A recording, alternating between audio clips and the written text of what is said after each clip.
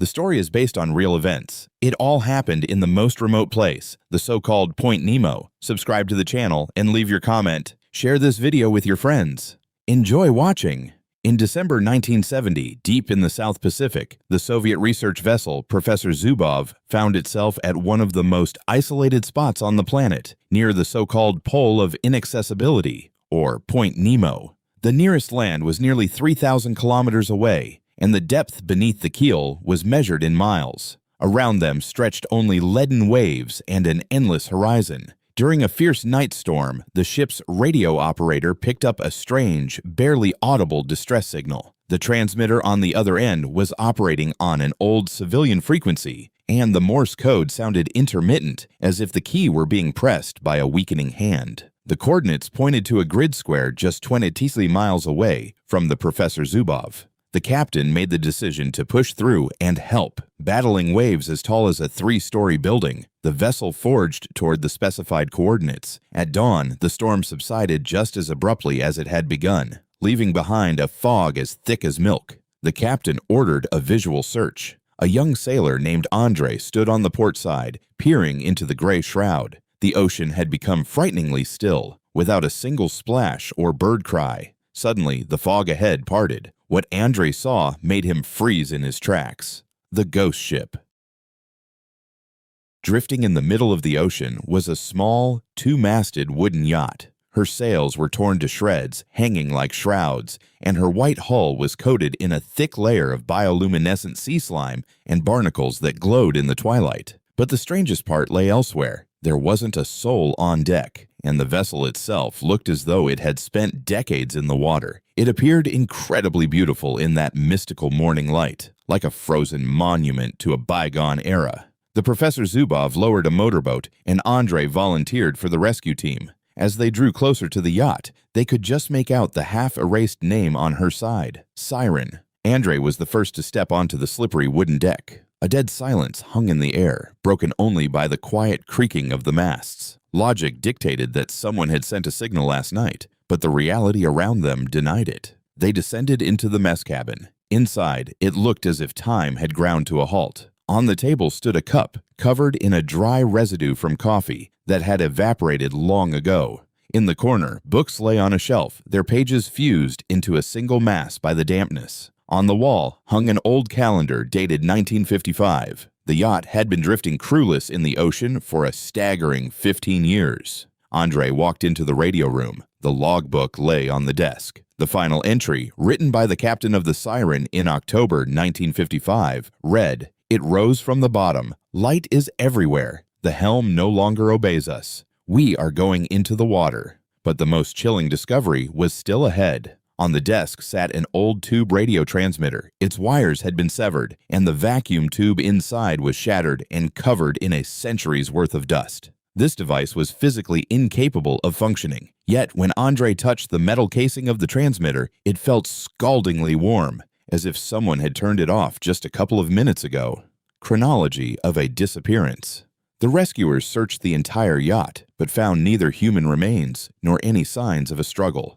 The crew had simply vanished into thin air in the middle of the ocean 15 years prior, leaving their belongings untouched. Due to worsening weather and the impossibility of towing the half-submerged vessel, the captain of the Professor Zubov ordered them to log the coordinates, take photographs, and leave the Siren behind.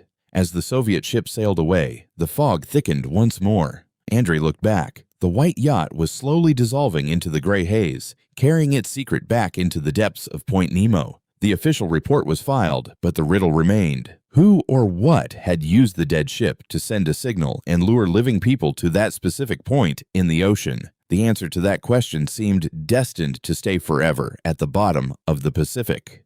The loop closes. Andre couldn't let the story go. After returning to land from the expedition, he couldn't sleep properly for months. The moment he closed his eyes, he would see the ghostly silhouette of the Siren in the fog and feel the unnatural warmth of the broken radio transmitter. The logic of a Soviet sailor demanded a rational answer, and he began his own investigation, piece by piece gathering archival records of missing vessels. After 2 years of searching through port archives on the other side of the world, Andre found what he was looking for: the personal diaries and photographs of the Siren's crew before their fatal voyage in 1955. At that exact moment, the mosaic came together, transforming a mystical riddle into a terrifying yet monumental truth. On one of the old, yellowed photographs, the Siren's captain, Thomas Miller, was captured alongside his radio operator, a young man with a resolute face. When Andre looked closely at the radio operator's features, his breath caught in his throat. Looking back at him from the archival photo of 1955 was he himself. It was an absolute flawless match. The same arch of the eyebrows, the same shape of the jaw, the very same gaze. Captain Miller's diary entries revealed that in October 1955, their yacht had hit an anomalous calm at Point Nemo. The water around them turned mirror smooth, and a strange, deep glow ignited beneath the keel. The captain wrote that the ocean seemed to be calling them, while the radio operator claimed he didn't hear static in his headphones, but rather the voices of people who hadn't even been born yet. On his final night, the Siren's radio operator locked himself in the radio room. He feverishly transmitted coordinates and distress signals into the void, using a cipher and frequencies that weren't even used in the civilian fleet back in 1955. He was transmitting the data of the Soviet vessel, Professor Zubov. Conclusion: this entire story was not a chance encounter between a human and the unknown. It was a loop where the past and the future merged at a single point in the ocean.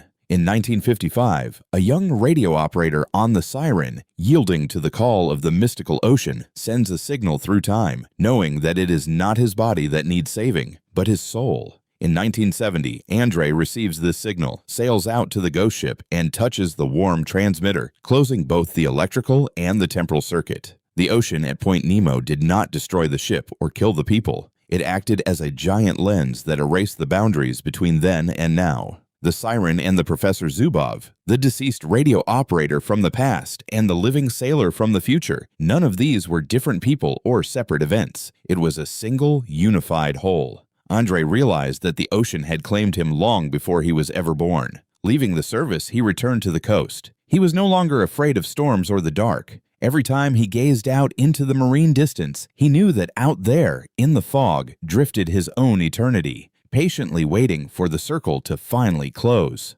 This story is based on real events and yet seems mystical. Visit the channel and leave a comment. See you in the next video.